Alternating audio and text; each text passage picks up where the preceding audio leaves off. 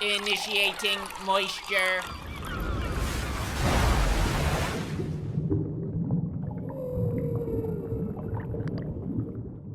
This is a big moment for the Moist Meter, where I come out here and eat some shit and say I was wrong. When I first saw the previews for Alita Battle Angel, I wrote it off immediately. I wasn't very interested in the movie. I thought it was going to be pretty boring and not very good. And then it rolls around to releasing, and I go in there with no expectations, and I was blown away. I just got home, and I wanted to immediately make this Moist Meter to say how fucking wrong I was about this. This is the biggest surprise I've ever had when going into a movie with expectations this low and seeing just how good the product was. I'm having a hard time putting it into words, but my dick was just fucking throbbing this entire movie. It was such an incredible film. I can't recommend it enough. This is the most anime shit I've ever seen on the big screen. This is more anime than the Dragon Ball Super movie that just came out. This movie fucking blows that out of the water. This movie is so goddamn entertaining. I'm gonna go ahead and get the things that I didn't care for out of the way right now so I can continue to just gush in one straight urine stream of compliments. Acting, some characters just totally fall flat. There are some mediocre characters at best in here, and some pretty stilted dialogue, and you're gonna recognize that for sure. A lot of people probably won't care for the main character design. The big eyes will probably turn a lot of people off, and a lot of people are already turned off by it. For me personally, I think it worked well with the character, and it was done well. Another big con that I would point out is maybe the story's pretty cliche for a lot of people, and maybe it is a bit oversimplified, and it also really strives to set itself up for more in the universe, which I like, but it does feel like it kind of focuses too hard on setting up these things that'll play into movies later down the line, assuming this movie does well, which I really hope it does, because this movie deserves it. This is the most visually beautiful movie, well, tied for the most visually beautiful movie I've ever seen, tied with Blade Runner 2049. That is great company to be in. I just hope it does better financially than Blade Runner 2049. But one more con about this movie until I get into all the pros.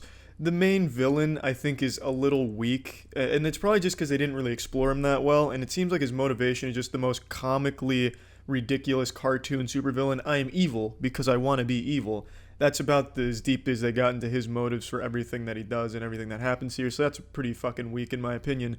But now to the pros, which are, there's many.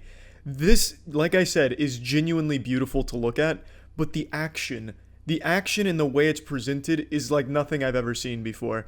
The choreography here is beautiful with moves I couldn't even fucking imagine that makes kung fu movies look like amateurs. It's so flashy, and it feels like so impactful. Every haymaker Alita throws, it feels like that would break some bones, fuck shit up, cause some explosions. Every scissor kick, extremo mode, turbo mode kick that she throws feels like it would just slap the fucking head off a rhinoceros. And it's coupled with this great sound design that sound like you just listen to Godzilla get the shit kicked out of him, or a giant transformer get just brutalized. Oh my god, and the character design in this movie is amazing. You'll have some like generic looking robot cyborg characters looking like fucking Chappie on his day off, and then you'll have these like crazy intricately designed cyborgs that kind of blur the line between human and machine that just look so badass. Just so incredibly fucking cool. If you've seen Red Line, which is that poster I have behind me, it looks like some of the characters look like Machine Head from that movie, which is a very big positive because I think that's great character design. Every character in this movie that isn't just like a normal human looks fantastic and is so fucking cool with these great weapons. There's a like fucking extendo go-go gadget claws that shoot out and just eviscerate opponents, and they have this incredibly fun sport, and that's something that I want to talk about. This shit is so like early 90s Extreme Zone that the movie has this like brutal sport that is played for entertainment that used to be a common thing with, like, you know, Spy Kids goes extreme in the video game world. They have this sport called Motorball, which is a death match where you have a ball that you score in a hoop and you try and kill your opponent before they score the ball in the hoop. And that, every single time that was on, was so fucking cool. And they have these beautiful fucking weapons. This movie, I could gush about this shit for so long. I've never left the movie theater as excited as I was about this one, because like I said, it sets up a sequel, and I really hope to see more from it. But man, it was so fucking good. It was really good, really good. I can't recommend it enough.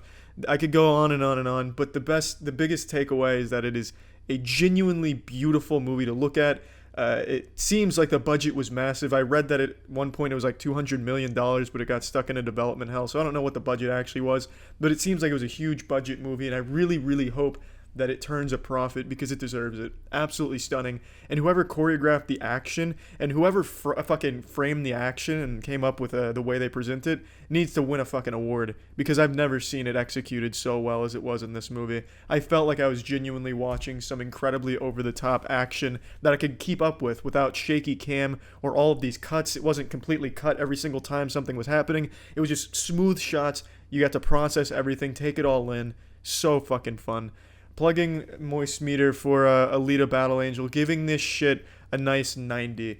That's a lot higher than most of the limp dick critics are giving it. They're shitting on it for cliches and, there are definitely flaws. And I talked about them a little bit, but yeah, it's a flawed movie in certain aspects. But I've never seen a movie like this that was as fun as this movie was.